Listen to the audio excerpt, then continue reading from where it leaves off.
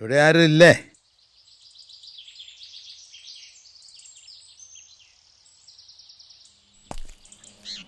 ജയപ്രകാശൻ ഏട്ടൻ ഇവിടെ ഇല്ലല്ലോ. ഉടനെങ്ങാനും വരുമോ എന്നുള്ള പ്രതീക്ഷയില്ല ഞാനും അമ്മയും. കേറിയിരിക്കൂ.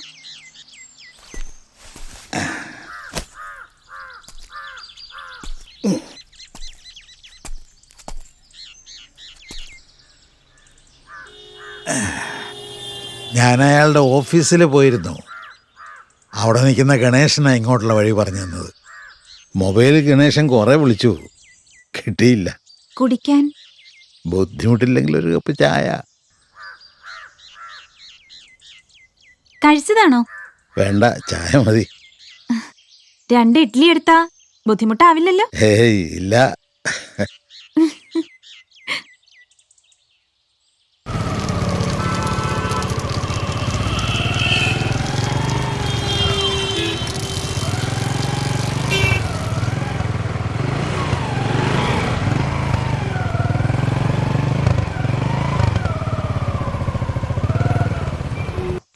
എന്താ ഏട്ടനെ കാണാൻ?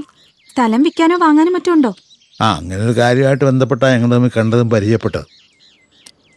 പക്ഷെ ഇപ്പോൾ അയാൾ വിചാരിച്ച ഏതെങ്കിലും പണി ശരിയാവുമെന്ന് അറിയാനാണ് വന്നത്. ഈ പ്രായത്തിൽ എവിടെയെങ്കിലും ഇരുന്ന് ചെയ്യാൻ പറ്റിയൊരു പണി. ആളുകൾക്ക് പണി കൊടുക്കാൻ മൂപ്പര് ബെസ്റ്റാണെന്ന് എല്ലാരും പറയാറുണ്ട്. ഈശ്വര, എന്താ? അതെന്റെ ഏട്ടനുള്ളൊരു പണിയാ. എന്നെ പെണ്ണ് കാണാൻ വരുന്ന ടീമാ. ഓക്കെ, ഈ പ്ലേറ്റ് അങ്ങ് എടുത്തു. അപ്പൊ ചായ? ഏതായാലും വിശപ്പ് മാറിയല്ലോ. ചായ ഒരു തരത്തിലെ അഹങ്കാര, അത് പതുക്കെ മതി.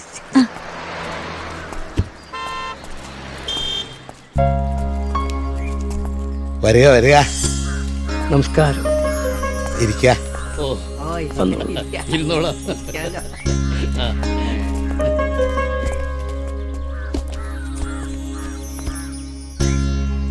മുൻപ് കണ്ടതായി ഇല്ല, നമ്മൾ ആദ്യം. പക്ഷെ നല്ല പരിചയം തോന്നുന്നുണ്ട്. ഇവിടുത്തെ ആരായിട്ട് വരും? ഇവിടുത്തെ ഇരിക്കും മോനെ. പ്രകാശനൊന്ന് പുറത്തേക്ക് പോയി, ഇപ്പൊ വരും. വന്നോട്ടെ, ഞങ്ങൾ പെട്ടെന്ന് ഇറങ്ങും. ഒരു കാരണവര് BMH ലേശം മോശം കണ്ടീഷനിൽ കിടക്കുന്നുണ്ട്, അവിടെ ഒന്ന് കയറണം. പിന്നെ ഡേറ്റിന്റെ കാര്യം ഇപ്പൊ കണ്ടുവച്ചിരിക്കുന്നത് നവംബർ 26 ശനിയാഴ്ചയാണ്. അന്ന് അവധി ആയതുകൊണ്ട് എല്ലാവർക്കും പങ്കെടുക്കുകയും ചെയ്യാലോ. എന്താ യശോദരെ? ഓ, അതിപ്പോ എങ്ങനെയാന്ന് വെച്ചാ, നവംബർ 26 പറഞ്ഞാല് വൃശ്ചികം 10 ശനിയാഴ്ച തൃക്കേട്ടകയാണല്ലോ.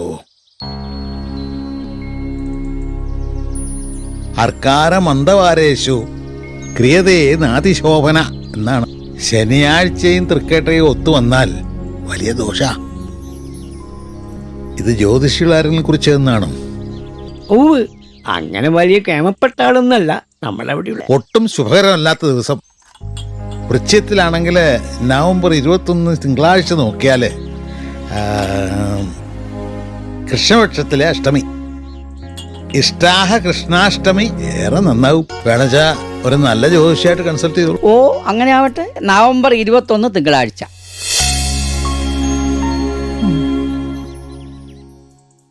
പിന്നെയുള്ള കാര്യം അറിയാലോ. നിങ്ങളുടെ കുട്ടിക്ക് നിങ്ങൾ എന്തു കൊടുക്കും? 4 ആള് ചോദിക്കുമ്പോ പറയാനൊരു കണക്ക് വേണമല്ലോ. അപ്പോഴല്ലേ തരക്കാര് തമ്മിലാണ് ബന്ധം ഉറപ്പിച്ചതെന്ന് തോന്നുള്ളൂ. കാശായി വാങ്ങുന്നവനോട് ആർക്കും അങ്ങനെ യോജിപ്പില്ല. അതും കൂടി ഓർണമെന്റ്സ് ആയി കൊടുക്കുന്നതാവും നല്ലത്. ഇപ്പോഴും ഈ രീതികളൊന്നും മാറിയിട്ടില്ല എന്നുള്ളത് ബഹുവിചിത്രാണേ. രക്ഷിതാക്കൾ തമ്മിൽ ഉറപ്പിക്കുന്ന കച്ചവട ഉടമ്പടിയാണോ സത്യത്തിൽ വിവാഹം? ആണും പെണ്ണും പരസ്പരം മനസ്സറിഞ്ഞെടുക്കേണ്ട തീരുമാനമാകണ്ടേ അത്? അതാണല്ലോ അവര് തമ്മിൽ കണ്ടിഷ്ടപ്പെട്ടതാണല്ലോ ഇതിന്റെ തുടക്കം. എന്നിട്ട് അവരെന്താ ഈ കച്ചവടത്തിൽ ഇടപെടാതെ മാറി നിന്ന് കളഞ്ഞ്? വിൽപ്പനയുടെ കാര്യത്തിൽ അഭിപ്രായ വ്യത്യാസം ഉണ്ടായ മനസ്സിലെ ഇഷ്ടം മറക്കാൻ തയ്യാറാകുമോ രണ്ടുപേരും? പ്രായമായ ആളുകളെ ഞാൻ കുറ്റപ്പെടുത്തുന്നില്ല. മുൻതലമുറ ചെയ്ത് അവരും ആവർത്തിക്കുന്നു എന്ന് മാത്രം. പക്ഷേ നമ്മുടെ ചെറുപ്പക്കാരുടെ കാര്യമാണ് കഷ്ടം.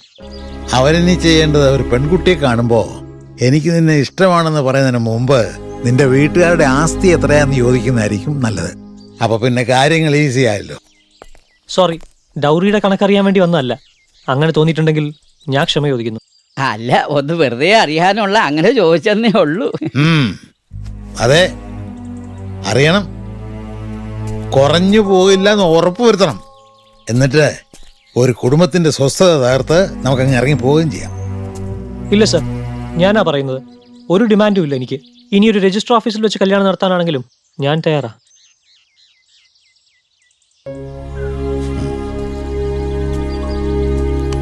കൈ നിറയെ കൊടുക്കുന്ന സ്ത്രീധനത്തിന്റെ പേരിലല്ല, ഇതുപോലെ ഉറച്ച ശബ്ദത്തിൽ കൊടുക്കുന്ന വാക്കുകളുടെ പേരിലാണ് ഒരു പെൺകുട്ടിക്ക് സുരക്ഷ ഫീൽ ചെയ്യുക. ഈ വീട്ടിലെ ആരാ എന്നോട് ചോദിച്ചു. ആരുമല്ല, ഒരു വഴിപോക്കനെന്ന് കരുതിയാൽ മതി. ഞാൻ പറഞ്ഞത് ആരെങ്കിലും വേദനിപ്പിച്ചിട്ടുണ്ടെങ്കിൽ ക്ഷമിക്കണം കേട്ടോ. ഇല്ല സർ, ഇത് പറഞ്ഞു തരാൻ വേണ്ടി തന്നെയാവും അങ്ങേക്ക് ഇവിടെ വരാൻ തോന്നിയത്. വിശന്ന് വലഞ്ഞ് കയറി വന്ന എനിക്ക് അറിഞ്ഞ ആഹാരം തരാൻ തയ്യാറായ പെൺകുട്ടിയുടെ മനസ്സുണ്ടല്ലോ, അതാടോ തനിക്ക് കിട്ടാൻ പോകുന്ന ഏറ്റവും വില കൂടിയ സ്ത്രീധനം. ഇറങ്ങട്ടെ, നല്ലത് വരും.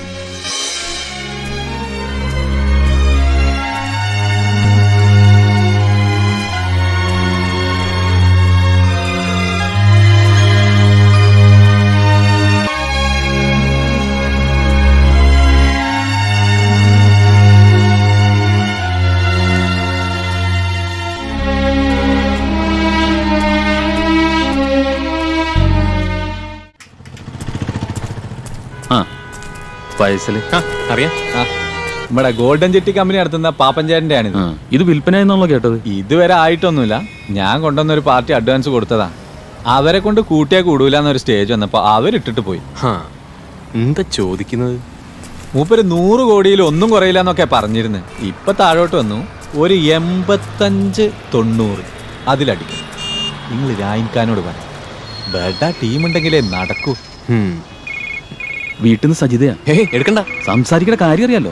എടാ ഞാൻ സജിത കൊടുക്ക സംസാരിക്കേ. അങ്ങനെ സംഗതി സോൾവായി. ഇനി ധൈര്യമായിട്ട് ജെപിയുടെ വീട്ടിലേക്ക് പോന്നോളൂ. സതീഷിന് പൊന്നും വേണ്ട, പണവും വേണ്ട, ഫ്രീ ആയി ഡെലിവറി എടുത്തോളാന്ന്. അതെ, ആ മേനോൻ സാറാട്ടോ രക്ഷിച്ചത്. മൂപ്പരെ കാര്യമായിട്ടൊന്ന് പരിഗണിക്കണം.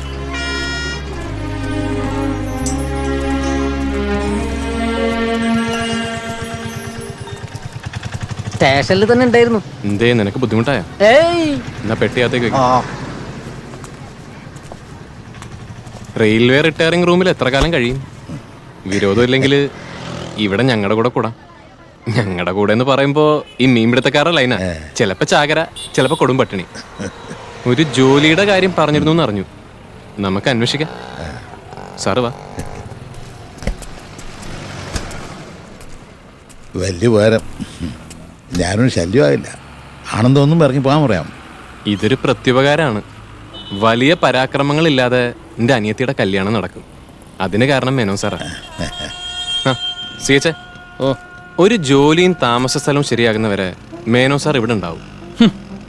മുങ്ങാൻ പോകുന്ന വള്ളത്തിൽ കയറുമ്പോ ടിക്കറ്റ് ഉണ്ടോന്ന് ആരും ചോദിക്കില്ലല്ലോ. കേറട്ടെ. പക്ഷെ സാറിന്റെ വരവ് ഒരു ലക്ഷണം കിട്ട ദിവസമായി പോയി. എന്തു പറ്റി? വിരാജ്പേട്ടെന്ന് സാമൂലേട്ടൻ വിളിച്ചിരുന്നു. ഷീല കോശിന്റെ തോട്ടം ഇരിട്ടിയിലുള്ള ഏതോ ടീം കച്ചവടാക്കിയിരുന്നു. എന്ത് പണി അവര് കാണിച്ചത്? തോട്ടം വിൽക്കാനുള്ള ഓതറൈസേഷൻ നമുക്ക് ഒപ്പിട്ട് തന്നിട്ട് ഓതറൈസേഷൻ കത്തിച്ചിട്ട് ഗണേശനോടൊരു കട്ടൻ ചായ ഉണ്ടാക്കാൻ പറയാം. 2.5 കോടി റുപ്യ കമ്മീഷൻ കിട്ടേണ്ട കച്ചവട. ഉമ്മക്ക് രായനിക്കടൻ ജോയേട്ടന്റെ ഷെയ്ഡിന്ന് രക്ഷയില്ലെന്ന് തോന്നുന്നത്. അവരൊന്ന് വിളിച്ചാലോ ആ ഷീലാകോശിയെ? ചെയ്തത് മര്യാദകേടായി പോയിന്ന് പറയെങ്കിലും ചെയ്യാലോ, ഒരു മനസമാധാനത്തിന്. വിളിക്കുകയല്ല, പോയി കാണുകയാണ് വേണ്ടത്. പോകുമ്പോൾ നിങ്ങളുടെ കയ്യിൽ ഒരു പ്രീ ഡേറ്റഡ് സ്റ്റാമ്പ് പേപ്പറിൽ തോട്ടം മറ്റൊരാൾക്ക് വിൽക്കാൻ തീരുമാനമായതായി എഴുതണം. അയാൾ ഷീലാകോശിയുടെ പേർക്ക് തന്ന ഒരു അഡ്വാൻസ് തുകയുടെ ചെക്കും വേണം. ഒന്നും അറിയാത്ത ഭാവത്തിൽ അത് അവരുടെ മുമ്പിലേക്ക് വെക്കുക. അതേതായി അയാള്? അങ്ങനെ ഒരാളില്ലല്ലോ. ഉണ്ടല്ലോ, ഞാനാണ് ആ ബയർ. അപ്പൊ ചെക്ക്? നമ്മുടെ പഴയ ചെക്ക് ബുക്ക് എൻ്റെ പെട്ടിയിലുണ്ട്. ഐ ഡി ബാങ്കുകാരുടെ തപ്പിയ സ്റ്റാമ്പ് പേപ്പറും കാണും. അതിന് സ്ഥലം വിറ്റുപോയെന്നവര് പറഞ്ഞാലോ? പറയാൻ പാടില്ലല്ലോ. അങ്ങനെ ചെയ്തിട്ടുണ്ടെങ്കിൽ അവർ നിങ്ങളോട് ചെയ്ത വിശ്വാസ വഞ്ചനയാണ്. അതിന് കോമ്പൻസേഷൻ കിട്ടണം, അല്ലെങ്കിൽ കോടതി കയറ്റുമെന്ന് പറയണം. വിൽപ്പന മുടങ്ങുമെന്ന് ബോധ്യപ്പെട്ട അവർ തന്നിരിക്കുന്ന നഷ്ടപരിഹാരം എന്ത് ചോദിക്കാം? 50, 25 കിട്ടിയാൽ വാങ്ങിച്ചിട്ടെങ്കിൽ പോകണം. അത് ശരിയാണോ? ഒരു പാവാണത്. ആ ചിന്ത 4 മടക്കി പോക്കറ്റിലിട്. മുങ്ങുന്ന തോണിയിൽ നിന്ന് കിട്ടുന്ന കച്ചിത്തുമ്പെ പിടിച്ച് രക്ഷപ്പെടാൻ നോക്ക്. 2.5 കോടിക്ക് പകരം കിട്ടുന്നത് വെറും 25 ലക്ഷമാണല്ലോ എന്ന നഷ്ടബോധം മാത്രമേ മനസ്സിലുണ്ടാകാൻ പാടുള്ളൂ.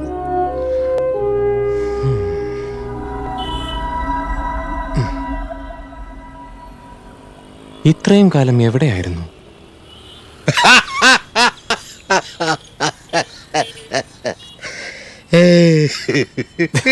നിങ്ങളോട് രണ്ടുപേരോടും ഞാൻ അന്നേ പറഞ്ഞതല്ലേ, ബെറ്റർ ഓഫർ വന്നാൽ ഞങ്ങൾ ഉറപ്പിക്കുന്നു. അതെ, അതിന് ഞങ്ങളിപ്പോ വെറും കൈയായിട്ടല്ല കയറി വന്നത്. ഏക്കറിന് 20 ലക്ഷം വെച്ച് പാർട്ടിയായിട്ട് ധാരണയായി.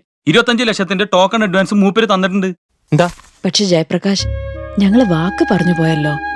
പിന്നെ ഒരു ചെറിയ എമൗണ്ട് അഡ്വാൻസ് ആയിട്ട് അവര് തന്നിട്ടുണ്ട്.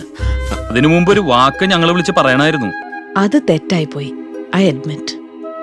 മേഡം, ഈ മേനോ സാറിനോട് മേഡം തന്നെ നേരിട്ട് സംസാരിക്കും. മൂപ്പർ ഒഴിയാൻ തയ്യാറാണെങ്കിൽ ഞങ്ങൾ പോയിക്കോളാം. അതെങ്ങനെ പോവും? മേനോൻ സാർ ഒഴിയൊന്നുമില്ല. നീ മിണ്ടായിരിക്കും. ആ ഗണേശ, നീ മേനോ സാറിന് ഒന്ന് കൊടുക്ക്. സാർ ജയിപ്പേട്ടന് ഇതാ. നിങ്ങൾ നുണ പറയുകയാണെന്ന് ആരും പറഞ്ഞില്ല ജയപ്രകാശ്. ഹായ്, മേഡം ഒന്ന് സംസാരിക്കേ. ഞാൻ സ്പീക്കറിലിടാം. Good morning, Mrs. Koshi. I presume you have received the check that I had entrusted with Mr. Jayaprakash towards the payment on your property. I must say, Mrs. Koshi, from whatever little I have seen through photographs, you have excellent taste. And I'm really looking forward to spending time with my family in your estate. I'm leaving to Europe on a business tour, beginning of next month. And I am hoping we are through with the formalities before that. In the meanwhile, Mr. Jayaprakash will act on my behalf for your benefit on all discussions regarding the same. Okay, hope to see you soon, Mrs. Koshi. Good day. കേട്ടല്ലോ madam, കോടീശ്വരനാ, അതുപോലെ കുഴപ്പക്കാരനും. ഈ തോട്ടം കൈവിട്ടു പോയെന്നറിഞ്ഞ ഞങ്ങളെ തട്ടിക്കളയാൻ quotation കൊടുക്കാൻ പോലും മൂപ്പര് മടിക്കില്ല. ഈ മാലിദ്വീപിലൊക്കെ അണ്ടർവേൾഡ് ആയിട്ട് എന്തൊക്കെയോ ബന്ധങ്ങളുണ്ടെന്നാ പറയുന്നതേ. മേനോൻ സാറിന് ആശിച്ച തോട്ടം കിട്ടിയില്ല എന്നുള്ളൂ. ഞങ്ങളുടെ കാര്യം ഓർത്ത് നോക്ക്, ഏതാണ്ട് 2.5 കോടി കമ്മീഷൻ കിട്ടേണ്ട കച്ചവടമായിരുന്നു. അതെ, മേനോ സാറിനോട് ഇപ്പൊ എന്തെങ്കിലും പറഞ്ഞ് കാല് വീണ് കരഞ്ഞിട്ടെങ്കിലും തണുപ്പിക്കാം. പക്ഷെ ഞങ്ങൾക്ക് ഒന്നും കിട്ടാണ്ട് പോയാല് ഒരു കോമ്പൻസേഷൻ തന്നിട്ട് ഒഴിവാക്ക്. ശരി, ഹൗ മച്ച്? എന്തിനു മാഡം? അതിന്റെ ഒന്നും ആവശ്യമില്ല. ഇയാള് എന്നാ ശരി, മാഡം ഒപ്പിട്ട നീ പേപ്പർ മതി വിൽപ്പന തടയാൻ. അത് ചെയ്യണോ? CH, നീ അങ്ങനൊന്നും ചിന്തിക്കല്ലേ. മേഡം എന്തെങ്കിലും തരും. എന്തെങ്കിലും ഒന്ന് പറഞ്ഞ 50 ലക്ഷം കിട്ടാണ്ട് കച്ചവടം മുതലാവും. അയ്യടാ, ന്യായമായിട്ട് നമുക്ക് അത്രയെങ്കിലും കിട്ടേണ്ടതാണെങ്കിലും കുറയ്ക്കണമെന്ന് മേഡം പറഞ്ഞപ്പോ കുറയ്ക്കണ്ടേ? അതുകൊണ്ട് നീ ഒരു ഫിഗറിന്റെ മുകളിൽ വാശി പിടിക്കരുത്, മോശമാണ്. ഞാനിപ്പോ പറയാൻ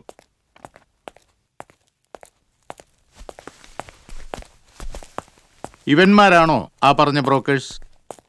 എന്താടോ ഭയങ്കര ത്രട്ടനിങ് ആന്ന് പറഞ്ഞു. വരൂ.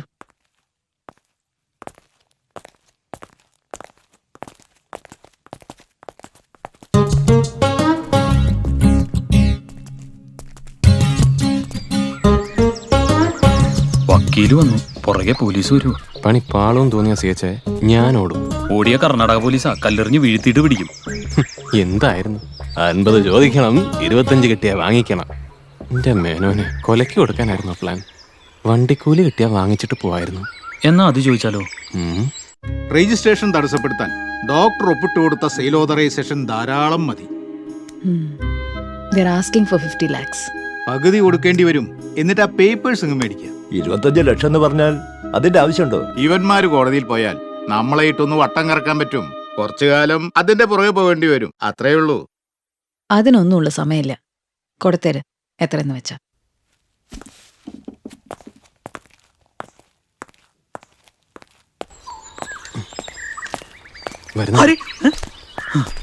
ഭീഷണിക്ക് വഴങ്ങിയിട്ടൊന്നുമല്ല, ഒരു ശല്യം ഒഴിവാക്കാനാ. നിങ്ങളുടെ കയ്യിലുള്ള ആ പേപ്പർ തിരിച്ചു തരണം.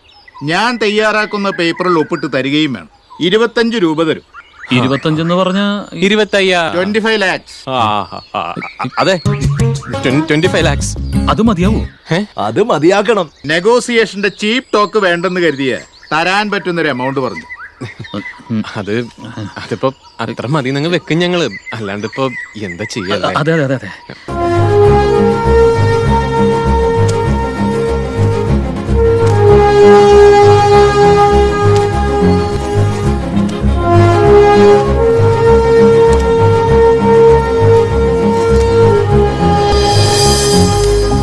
25 ലക്ഷം, 1/4 കോടി ഇന്ത്യൻ റുപ്പി.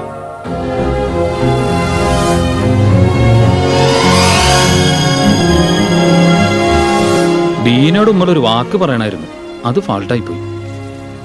പറഞ്ഞിരുന്നെങ്കില് ഈ പണം ഷീലാകോശിയുടെ ബാങ്ക് അക്കൗണ്ടിൽ തന്നെ കിടക്കുമായിരുന്നു. നിങ്ങൾ രണ്ടും പഴയ ദാരിദ്ര്യത്തിന്റെ വട്ടപൂജ്യത്തിനകത്തും. നാണം കെട്ടും പണം നേടുകിൽ നാണക്കേടാ പണം മാറ്റിടും എന്നൊക്കെ പാടിയത് വെറുതെ അല്ല, അതൊരു വലിയ സത്യമാണ്.